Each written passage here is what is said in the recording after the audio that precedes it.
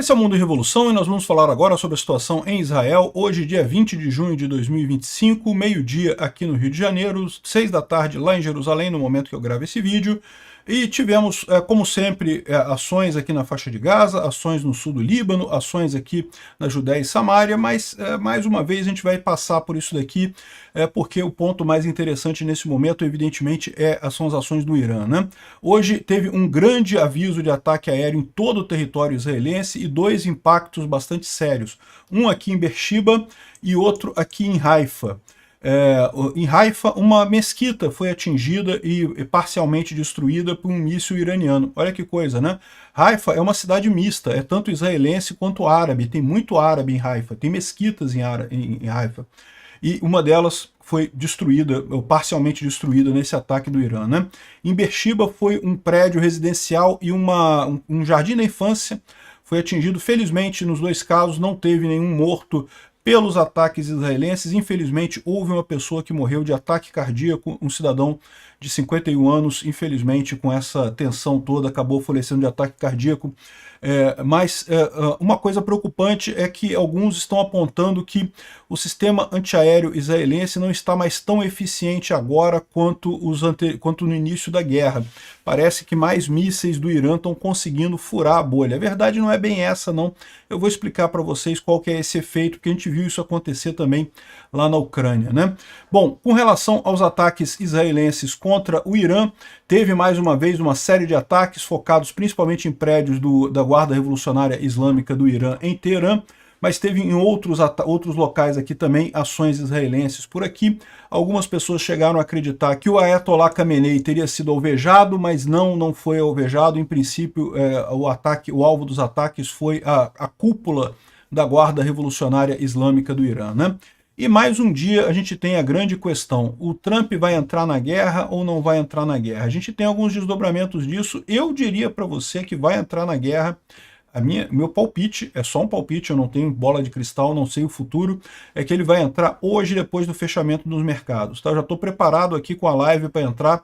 Se isso acontecer, a gente vai entrar em live aqui para acompanhar esse movimento, né? Mas por enquanto não tem nada confirmado. Vamos falar sobre esses e outros assuntos em detalhes. Essas notícias foram sugeridas por Olha Mãe, o Peter leu meu apelido, Constante de Planck sob 2pi e várias outras pessoas. Obrigado aí ao pessoal que sugeriu notícias lá no nosso site, no wrevolving.com, e obrigado a você que está assistindo o nosso vídeo. Se você gosta do nosso conteúdo, por favor, deixe o seu like e se inscreva aqui no canal, né? Pois bem, vamos começar então falando sobre a situação aqui em Israel.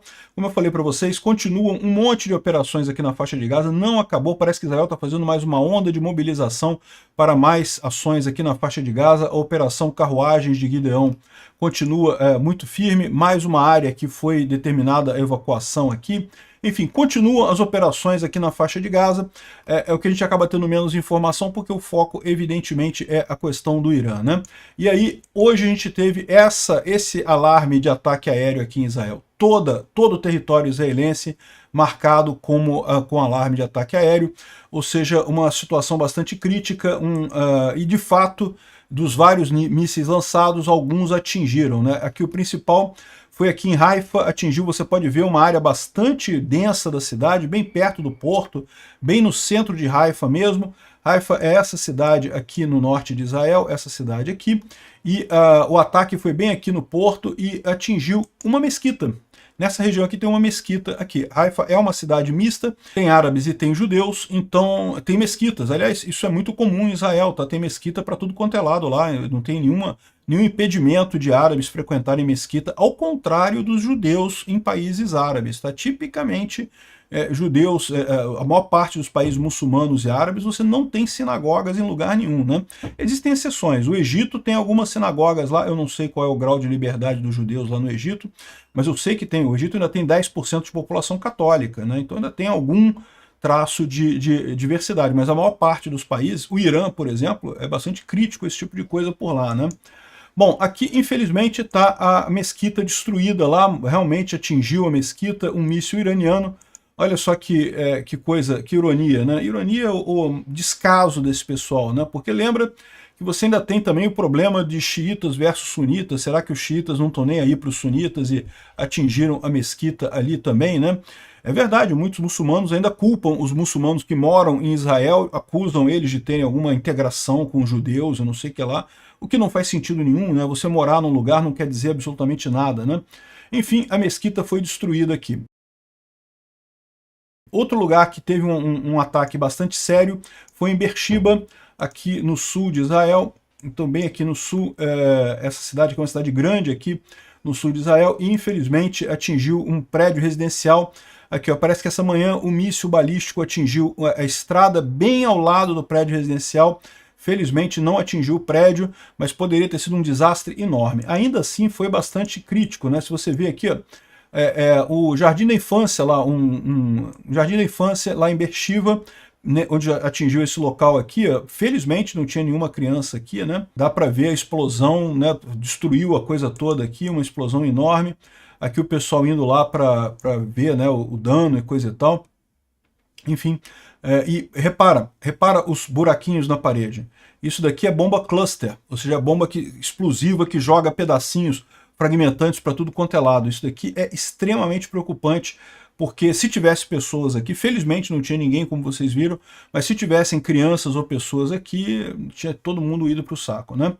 Bom, aqui ó, o momento da bomba cluster em Beersheba que foi gravado, né?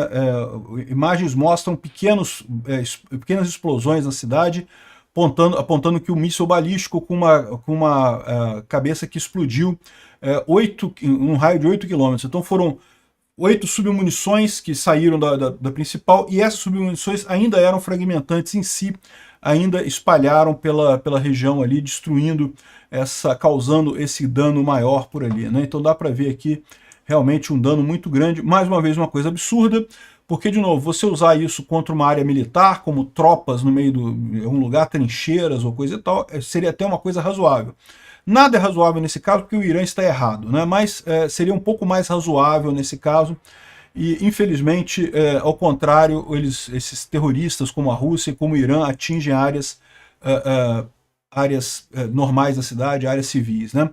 Durante o ataque dessa manhã, as sirenes soaram. Infelizmente, uma senhora de 51 anos, eu falei que era um homem, né? Desculpa, eu errei. Era uma mulher de 51 anos, sofreu um ataque cardíaco e morreu. É muito triste isso. Ainda conta-se como uma vítima do Irã, evidentemente. Certamente a pessoa, se não tivesse esse estresse que os israelenses estão vivendo nesse momento, ela certamente estaria viva ainda, né? Aqui está o resumo, né? Essa hora já é por volta das 6 horas da tarde lá em Jerusalém, como eu falei para vocês, então a gente já tem aqui uma descrição do que está acontecendo, né? Então o que teve de balanço até aqui, né, até esse momento, 3 pessoas seriamente feridas, 20 pessoas feridas levemente no míssil lá no norte de Israel. O regime iraniano lançou cerca de 450 mísseis e 400 drones de ataque, isso desde o início dessa guerra, dessa fase mais recente da guerra. Mais de 54 locais tiveram impactos diretos, inclusive prédios residenciais. 24 pessoas morreram, entre eles crianças. Durante o último alarme de sirene, né, a gente falou sobre esse caso, a mulher faleceu infelizmente. 1.240 pessoas foram feridas no total, então contando todos os últimos dias, aí desde sexta-feira passada, 1.240 israelenses estão feridos, 15 pessoas em condições sérias, 49 moderadas e 1.117 com ferimentos leves, né? 8.190 pessoas foram evacuadas de suas casas e danos estimados até aqui são de 2 bilhões de shekels. Um shekel, na verdade 3 shekels compra $1, 3,6 shekels compra $1, mais ou menos, ou seja, mais ou menos 4 bilhões de reais. O shekel vale o dobro do real, né? Então 4 bilhões de reais que seria o custo dos danos estimados até aqui, de sexta-feira até aqui com essa guerra, né? Como a gente falou, sem dúvida alguma, uma tragédia muito grande, uma tragédia absurda, o Irã atingir áreas civis, mas por mais que isso pareça números muito grandes, esse número de mortos é até pequeno face às projeções que foram feitas pelo governo israelense, né? Como bem disse o Netanyahu, não existem guerras de graça, guerras são pagas, guerras custam dinheiro, não só dinheiro, custam sangue, custam vidas humanas, infelizmente. A gente teve uma outra informação muito ruim, Esse ataque aconteceu logo no segundo dia da guerra, né, em que um míssil israelense atingiu o Instituto Weizmann em Tel Aviv. Não teve ninguém morto, não teve ninguém ferido nesse ataque, porém danificou dezenas de laboratórios, 45 laboratórios, portanto, destruindo várias pesquisas que estavam sendo feitas, pesquisas com tecidos do coração, amostras de DNA, um laboratório de neurobiologia foi destruído, ou seja, infelizmente, acabou que o dano foi enorme nesse sentido, não só o dano em termos financeiros, de dinheiro, mas o dano em termos de atraso científico para o mundo. Para quem não sabe, Israel é um dos países mais avançados em terapias, em novos tratamentos para doenças e coisa e tal. Então muitas pessoas no mundo inteiro se beneficiam de institutos como o Weizmann, e vários outros institutos que tem lá em Israel, né? Isso acaba beneficiando o mundo inteiro com novos tratamentos, com novos remédios, novas formas de curar doenças. E o Irã simplesmente jogou um míssil nesse negócio e destruiu o tratamento de todo mundo, né? É muito triste isso. Bom, e também a gente teve a informação de que o Irã lançou o míssil mais avançado deles, o que eles acham que é o mais bambambam das galáxias, o Hormahshar. Acho que eu pronunciei certo, não sei se eu pronunciei certo. Hormahshar. Um monte de R's e H's aqui, mas no final das contas foi interceptado pelas defesas israelenses e não atingiu nada esse míssil, né? Isso está de acordo com as estatísticas. O Irã lançou mais de 250 mísseis contra Israel até aqui, só 25 deles atingiram alguma coisa, então isso é menos de 5%, segundo a informação do secretário de Defesa Civil israelense, né? Os ataques israelenses no Irã, por outro lado, têm a eficácia de 99%. 99% dos lançamentos de Israel contra o Irã acabam atingindo o alvo. É lógico, é uma comparação injusta, porque o Irã está lançando mísseis balísticos contra Israel está lançando fogo a partir de aviões que estão lá no Irã, então é muito mais perto, muito mais fácil de acertar. Mas, é lógico, é esperado que o Irã tivesse uma capacidade melhor do que essa. No final das contas, essa guerra está realmente mostrando uma derrota para o Irã, uma derrota enorme, né? Bom, agora, um ponto que o pessoal tem levado atenção é o seguinte, que apenas 65% dos mísseis lançados pelo Irã nas últimas 24 horas foram interceptados. Então, contra 90% do dia anterior. Então, isso aqui ele está comparando o dia de ontem com o dia de anteontem, né? E aí, ou seja, você nota que tem uma diminuição da eficácia da defesa antiaérea. E aí o pessoal ficou preocupado. Será que isso é o fato de que Israel está perdendo a capacidade de se proteger dos mísseis iranianos? Isso quer dizer que esse tipo de coisa vai continuar e coisa e tal? E na verdade não é isso, né? O que a gente tem visto no final das contas é o mesmo fenômeno que acontece lá em Israel. Evidentemente que dependendo do alvo, dependendo de aonde os mísseis são lançados, esse tipo de coisa, Israel pode deixar alguns mísseis passar até para poupar recursos, né? Esses mísseis de interceptação são mísseis caros, né? Então você pode deixar, quando você sabe que o míssil vai cair numa área vazia, você deixa passar, deixa cair na área vazia lá e paciência, né? Você protege, lógico, com os mísseis que vão para áreas ocupadas, ou para alvos militares, ou para alvos civis. Veja, não estou dizendo que não tenha havido esses casos, houve esses casos também. Como a gente falou, hoje mesmo houve 2 casos desses, lá em Haifa e em Beersheba. Mas a verdade é que essa diminuição que você vê aqui, que apenas 75%, é porque muitos mísseis foram para lugares que não tinham nada a ver, então Israel abre mão de derrubar esses mísseis, deixa para lá. Isso indica não uma piora da capacidade israelense de defesa, mas sim uma piora da capacidade iraniana de fazer ataques contra alvos sérios, né? Então, eu não me preocuparia com isso. Vocês vão ver, a gente tem essa experiência lá da Ucrânia, que essa eficácia da defesa antiaérea ela varia muito, tá? Tem dias que é altamente eficaz, tem dias que parece ineficaz, mas na prática o que você tem que ver são esses ataques que realmente têm sucesso. Infelizmente, teve 2 hoje que tiveram sucesso, né, em Beersheba e Haifa. Não teve nenhuma vida perdida. O prejuízo material, isso daí é o de menos, isso se dá um jeito depois, né?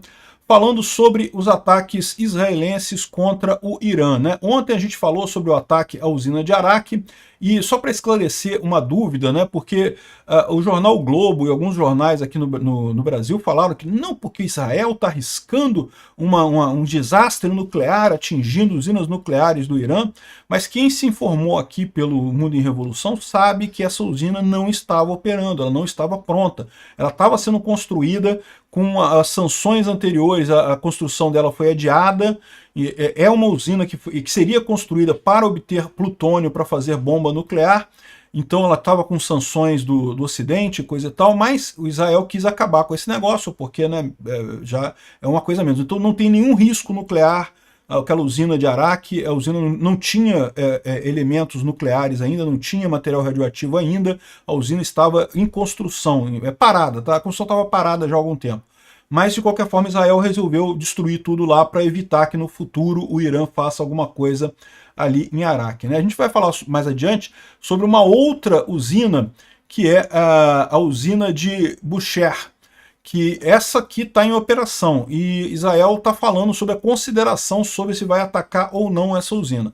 Neste caso aqui, se realmente Israel decidir atacar essa usina, pode haver consequências indesejáveis em termos de liberação de material radioativo, de problemas e não sei o que lá. A IAEA está avisando a Israel que um ataque direto à usina nuclear de Bushehr pode levantar um grande número de material radioativo no ambiente, o que certamente prejudicaria muito o Irã, né, e coisas próximas, né, pode chegar a outros países próximos daqui, mas vamos ver o que vai acontecer com essa usina, né? A de Arak não tinha nenhuma chance, não tinha nada radioativo ali.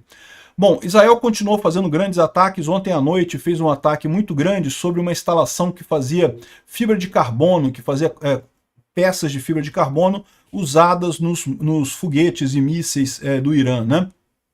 Então, essa fábrica foi atingida ontem, e aqui também um outro grupo aqui, ó, exatamente essa fábrica aqui, ó. Israel atingiu, atacou uma empresa de fabricação de fibra de carbono de 500 milhões de dólares e foi para o saco, foi atingida, foi destruída lá aqui está a imagem da explosão dessa fábrica de fibra de carbono, né? Outra informação, né? Circulou ontem algumas coisas dando conta que o Khamenei teria sido morto, né? Israel fez um grande ataque contra bases da Guarda Revolucionária Islâmica do Irã, mas até onde a gente sabe, não, o Khamenei está vivo. O alvo possível nesse caso eram oficiais sêniores da Guarda Revolucionária Islâmica do Irã. Por enquanto, Israel não eliminou o Khamenei, né? Agora, continuam vários outros ataques. Então aqui é uma base justamente da Guarda Revolucionária Islâmica do Irã, lá em Khuzestan.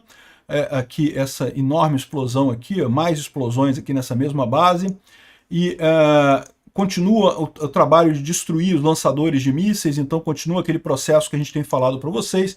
Israel, toda vez que o Irã lança mísseis contra Israel descobre onde é que os mísseis foram lançados, vai lá e destrói o lançador móvel dos mísseis. Cada vez o Irã tem menos lançadores desses, né? Aqui tem um exemplo de um lançador aqui, um Shahab 3, que é um lançador de míssil balístico de médio alcance, né? E é próximo de Teherã e está aqui totalmente destruído. Foi uma das coisas atingidas por Israel aqui, né? E aqui a gente tem uma informação que aconteceu no primeiro dia do ataque. Então, o primeiro dia do ataque, vocês lembram, um monte de oficiais de alto escalão foi morto e um monte de cientistas nucleares iranianos também, né? E agora a gente sabe que isso foi chamado de Operação Nárnia. Era uma operação para matar vários cientistas nucleares iranianos e foi usada uma arma secreta. E aí o curioso dessa história é que não sabemos qual é a arma secreta. Múltiplos cientistas nucleares iranianos reportadamente estavam dormindo em suas casas quando foram simultaneamente atingidos e mortos por uma arma especial para evitar avisar outros de um ataque que estava acontecendo no Irã na semana passada. Então, quando Israel começou esse ataque na sexta-feira passada, a primeira leva de ataque foi justamente os cientistas nucleares do Irã que estariam dormindo e foram atacados por uma arma secreta. A Operação Nárnia marca uma onda coordenada de precisão designada para maximizar o impacto do ataque e minimizar algum aviso anterior. Então seria uma coisa silenciosa. como que Israel conseguiu fazer isso? Ninguém está dizendo qual que é a arma secreta, ninguém sabe ainda qual é a arma secreta. Não teve explosão, não teve aviso, não teve tempo de reação. E o seu chute é tão bom quanto o meu. O que pode ter sido? Israel mandou agentes na casa dos cientistas e foi lá e matou eles? Pode ter sido isso. Envenenamento com comida, gases tóxicos, algum gás tóxico que foi liberado na casa desses agentes. Pager. Ninguém usa pager, não é só o pessoal do Hezbollah que usa pager para ter aquele ataque dos pager, mas talvez celular. Será que Israel conseguiu infiltrar os celulares do Irã e explodir os celulares do Irã nesse meio tempo, né? O que será que foi esse ataque contra os cientistas nucleares do Irã? Eu tenho a suspeita que vai ser uma coisa muito legal, mas a gente não sabe ainda, né? Além disso, vocês sabem, teve um outro ataque que foi feito depois com dispositivos explosivos nos carros dos cientistas iranianos, também levou 15 cientistas iranianos também, mas isso foi na segunda ou terceiro dia do ataque, né? Enfim, não sabemos o que é a Operação Nárnia. Anote aí, a gente vai ter surpresas nessa história mais adiante. Bom, o Irã está sem internet, tá? A internet foi desligada pelo regime e também isso está deixando um blackout. Ninguém tem informação de nada lá, porque todo mundo busca informação nas redes sociais hoje em dia, inclusive no Irã, e por enquanto não tem nada por lá, né? E isso explica também porque a gente tem poucas imagens, né? Se você comparar o dia de hoje com os dias anteriores dessa guerra, você tinha um monte de imagens de coisas pegando fogo, coisas explodindo, mas só que o pessoal do Irã não consegue mais filmar, não consegue mais mandar as imagens, então está cada vez mais difícil de saber o que está acontecendo lá, né? Segundo a Nioberg, que vocês sabem, ela é iraniana, né? E ela tem contato com muita gente por lá. Para ficar claro, eu tenho ouvido notícias de um completo caos em Lavizan, que é o local de um hospital da Guarda Revolucionária Islâmica do Irã, né? Mas é muito importante não fazer nada sobre Khamenei. Então ela está dizendo que seria a possibilidade do Khamenei ter morrido, tá? Pode ser muito fácil outros membros da Guarda Revolucionária Islâmica do Irã, ou seja, é o que a gente estava falando, né? O Israel atingiu essa cúpula da Guarda Revolucionária Islâmica do Irã, não foi o Khamenei, pelo menos não por enquanto, tá? E, bom, outra coisa engraçada é essa thread aqui do Johnny Ascola, que é um especialista militar finlandês, e ele está falando aqui uma coisa que Israel destruiu o mito de que os jatos já não servem mais para nada, que os drones vão substituir os jatos, né? E parece que ele mostrou aqui, ele tá brigando com o Elon Musk, o Elon Musk falou que os Estados Unidos estavam jogando dinheiro fora ao fazer os F-35 e não sei o que lá, que drones seriam muito melhores e não sei o que lá. Eu vou pedir licença para discordar do Johnny Ascola. Geralmente as opiniões dele são muito interessantes, mas o fato é o seguinte, os F-35 israelenses só conseguiram o sucesso todo que conseguiram porque antes deles entrarem no espaço aéreo iraniano, os drones que foram plantados no Irã foram lá e destruíram as defesas antiaéreas iranianas. Então isso continua sendo um sucesso dos drones. Eu não estou dizendo que aviões de caça vão perder a utilidade. Não, nada perde utilidade. Tanques continuam tendo utilidade. A questão é que drones agora é muito mais importante que o resto todo. Esse é um fato, né? O Instituto para o Estudo da Guerra fala aqui sobre a disposição de algumas pessoas no Irã de negociar com os Estados Unidos o fim da guerra. Mas eles não aceitam ceder nada. Esse daqui é o dilema que eu falei para vocês. O Khamenei, o Ayatollah, ele não pode ceder, porque senão ele perde poder lá no Irã. Então não adianta, não tem como negociar nessa situação. Você chegou nesse ponto, que está a Ucrânia com a Rússia, o Irã com Israel, não tem o que fazer. Ou seja, a solução mesmo é ganhar a guerra, não tem outra alternativa, né? Bom, outra coisa que chamou a atenção foi essa frase do Trump aqui que ele colocou na Truth Social, né? Repara que foi o Trump que tweetou a seguinte frase do Mark Thyssen. Então quem disse isso foi o Mark Thyssen, mas ele disse o seguinte: Donald Trump não é um isolacionista.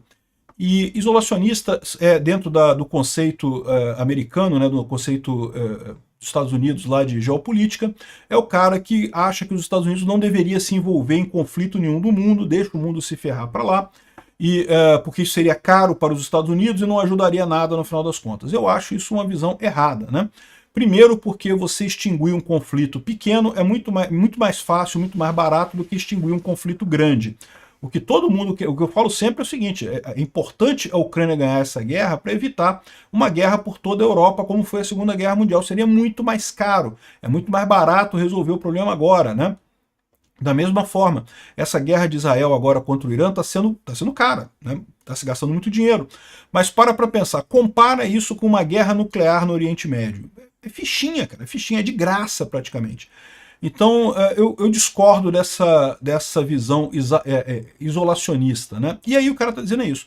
O Trump não é um isolacionista, ele não acredita nesse negócio que os Estados Unidos não tem que se intrometer com nada. Mas eu penso que muitos isolacionistas republicanos descobriram isso de repente, e que eles estão fora de contato com o movimento MAGA e com o Trump, né? Ou seja, ele está criticando aqui o Tucker Carlson, está criticando Steve Bannon, está criticando um monte de MAGA, que no final das contas a gente sabe que estão falando isso porque estão no bolso dos russos, né? Mas tem aquele velho argumento de que os Estados Unidos não deve se intrometer em outras guerras, temos que ser da paz e não fazer nada e coisa e tal, né? E o Trump tem criticado esse pessoal. E o Trump está dando um recado aqui. O recado é do Trump. Quem falou foi o Mark Thyssen, mas o recado aqui é do Trump. Eu tenho total confiança em Trump. Esse é o cara que matou o Qassem Soleimani. Lembraram bem, né? O Trump não é tão isolacionista assim, não. Ele realmente não começou nenhuma guerra no governo dele, o que é uma coisa positiva, evidentemente, mas ele matou o Qassem Soleimani. E você acha que ele vai ficar com medo de alguma coisa? Não, é lógico que não, né? Então a gente está vendo aqui uma coisa que pode ser realmente aquela visão de que o Trump está começando a fugir daquela galera MAGA mais radical, né? Que na verdade não é MAGA, porque como ele diz aqui, o MAGA é o Trump, né? O movimento MAGA é o movimento do Trump. Se tem MAGA que é isolacionista, que não quer guerra e coisa e tal, ele que está errado nessa história, né? Evidentemente isso tudo aqui é um recado sobre a possibilidade do Trump entrar nessa guerra. Certamente existe essa possibilidade. Olha, aqui ó, Fox News diz que o Trump está considerando usar uma bomba nuclear tática para atingir a instalação nuclear de Fordow. E isso aqui é mentira, tá? Até porque os Estados Unidos não têm bombas nucleares táticas. Bomba nuclear tática é uma invenção russa, uma invenção soviética que não tem muita aplicação militar no final das contas, né? Bombas nucleares são, do ponto de vista estratégico numa guerra, uma bomba que não serve para basicamente nada. Você causa uma destruição muito grande, mas você contamina a região com radioativo, então o seu soldado também vai acabar sofrendo isso. Em termos de estrategicamente ajudar numa guerra, não ajuda em nada. Então os Estados Unidos simplesmente têm lá os grandes mísseis interbalísticos deles para retaliar países que eventualmente atinjam os Estados Unidos, mas bomba nuclear tática não. Isso aqui claramente é propaganda russa, russa e iraniana, né, que é basicamente a mesma coisa, os dois são parceiros nessa guerra, querendo botar medo na população americana, querendo criar uma campanha para o Trump não fazer nada. Não faça nada, Trump, olha só, o Trump querendo botar uma bomba. Não, o Trump não vai usar bombas nucleares, ele sabe que isso seria arriscado demais. É muito melhor a outra alternativa que Israel colocou, de simplesmente invadir por terra Fordow e destruir a porra toda lá e pronto, né, resolver o problema, né. Aqui, ó, o Matt Gaetz, que é do pessoal isolacionista, está dizendo aqui, não, porque olha só, que tal fazer o seguinte script aqui de diplomacia? Tanto o Irã quanto Israel têm armas nucleares secretas sem supervisão da IAEA. Por que não fazer ambos abrir mão das suas armas nucleares, tanto Israel quanto o Irã, né? Ou seja, esse pessoal está muito a favor do Irã, muito a favor da Rússia. E o que eu estou achando bacana é que eles estão se expondo, né? Isso aqui é tudo MAGA aqui. É só MAGA. Os MAGA isolacionistas, né? E eles estão se expondo nessa parada, porque os americanos não gostam do Irã, não, meu amigo. Não adianta eles falarem assim, não, que tem que criticar Israel e não sei o que lá. Não, isso é coisa de esquerdista. Bom, o Trump quer atingir o Irã, mas apenas se a bomba americana, a Bunkbuster, for capaz de destruir a usina de Fordow. E aí estão levando algumas conclusões de que não daria, porque ela não iria profundo o suficiente. Fordow está a 90 metros de profundidade, tem muitas camadas de concreto. A GBU 57 só vai até 60 metros e não sei o que lá. Enfim, eu acho que isso aqui é uma besteira, tá? Eles estão dizendo que isso daqui seria a consideração do Trump, né? Mas na verdade é que você vê por outro lado, aqui também os jornais brasileiros, é lógico, estão todos entrando na onda de não, Trump não ataca não, pressão interna, riscos militares aumentam a cautela do Trump, não, Trump não vai atacar não. Mas embora esse pessoal esteja fazendo uma campanha muito grande contra o Trump atacar, eu acho que ele vai atacar, tá? Eu vou explicar por quê. Olha só, mais um monte de aviões estão indo da Europa para o Oriente Médio, isso aqui é de ontem para hoje, tá? Outros estão saindo aqui dos Estados Unidos pelo Pacífico, né? Ou seja, indo também para o Oriente Médio. Aqui, ó, saindo da Europa, indo para o Arábia Saudita. Esse daqui é aquele avião gigantesco americano e, segundo estão dizendo, provavelmente ele está indo levar uma bateria antiaérea THAAD, que é a mesma bateria que Israel tem para o caso de o Irã atacar a Arábia Saudita, né? Isso aqui faz sentido, o Irã, desculpa, a Arábia Saudita é aliada dos Estados Unidos, então provavelmente é esse caso aqui, mas os outros todos estão levando coisas para preparação para uma guerra, não tem essa não, né? Os Estados Unidos mandaram 8 F-22 junto com tanques de reabastecimento para bases na Jordânia. Então já estão botando coisa muito pertinho. A Jordânia, para quem não sabe onde é que fica a Jordânia é aqui, meu amigo. Da Jordânia você vai aqui para o Iraque, e do Iraque já está no Irã aqui, ó, do ladinho da coisa, né? Ah, por que não mandaram para o Iraque? Porque o Iraque fica tão perto do Irã que poderia ser atacado pelo Irã, essas bases americanas aqui no Iraque. Então botaram na Jordânia, onde não tem esse risco, e vão fazer o ataque a partir daqui. Israel espera uma decisão dos Estados Unidos sobre entrar ou não na guerra entre 24 a 48 horas. Né? Então o Trump falou em 2 semanas e coisa e tal, mas o Trump pode estar despistando também. Né? Ele não quer dar a dica de quando é que eles vão entrar nessa guerra, então ele deu uma despistada, falou em 2 semanas e coisa e tal. A aposta do pessoal é que vai ser hoje, tá? E sendo hoje, a gente vai entrar ao vivo. É lógico, a gente não tem bola de cristal, não sei se vai ser hoje, vamos ver. Mas a expectativa é que toda a preparação indica isso. E bom, ativistas pró-palestinas invadiram uma base aérea lá na Inglaterra e picharam aviões militares, aviões de recarga de combustível, dizendo que que a Inglaterra está ajudando Israel e não sei o que lá. Que lógica tem isso? Não tá ajudando não, esses aviões aí não estão indo, você danificou um avião da sua força aérea, né? Outra coisa é que aquele ativista que foi preso lá em Israel, né, que foi no cruzeiro das selfies lá com a Greta, ele está sendo acusado de calote por agricultores ligados ao MST. O cara é um 71, quem imaginaria isso, né? Deve estar ganhando dinheiro pra caramba com doações. Esse pessoal, tipo que a gente pede doação, né? E aí o pessoal dá dinheiro, esquerdistas dão dinheiro para ele, tá ganhando dinheiro pra caramba. O cara mostra um 71. E olha só, quem tá acusando ele é o MST, tá? É dentro da esquerda mesmo, o cara é pilantra mesmo, né? No final das contas, isso tudo acaba sendo como as crianças do Iraque, né? Desculpa, do Irã. O Ayatollah, na guerra do Irã com o Iraque, o Ayatollah mandava garotos com idade até 12 anos em batalhas como bucha de canhão, né, para ir na linha de frente, de forma que o inimigo começa a gastar munição com aquelas crianças, mata as crianças todas, aí depois vem os soldados de verdade, o inimigo já está sem munição, tendo que recarregar e coisa e tal. Milhares de crianças foram mortas nessa guerra. É mais ou menos o que estão fazendo essas crianças aqui, esses ativistas palestinos, né, estão sendo bucha de canhão para os ayatollahs lá do Oriente Médio. Eu fico muito feliz que a esquerda continue insistindo nesse erro. Então, abrindo espaço para a gente, para nós libertários e o pessoal da direita, que a esquerda continue apoiando essas causas sem nenhuma chance de dar certo. Obrigado por assistir o vídeo até o final. Se gostou do conteúdo, não esqueça de deixar o seu like, isso ajuda o canal a crescer e a chegar para mais gente. Se não gostou, deixe o dislike e explique nos comentários como podemos melhorar. Comente também sugestões de temas que podemos trazer por aqui. Comentários insultuosos ou defendendo ditaduras e criminosos de guerra serão sumariamente bloqueados. Agradeço a compreensão. Se ainda não é inscrito no canal, considere se inscrever clicando no botão inscrever-se abaixo e marcando a campainha para todos os avisos. Se quiser ajudar o canal, veja no nosso site como você pode fazer isso.